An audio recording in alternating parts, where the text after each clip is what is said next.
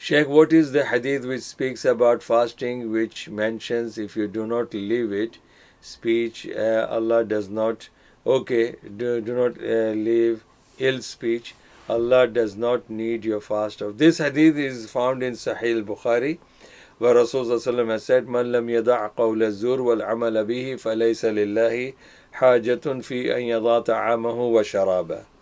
In the book of fasting, and it is in Sahih Bukhari, where Prophet ﷺ has said, the one who does not give up, man lam yada' qawla zur, one who does not give up ill speech, wal amal bihi, and the actions, bad actions, he does not give up the bad actions.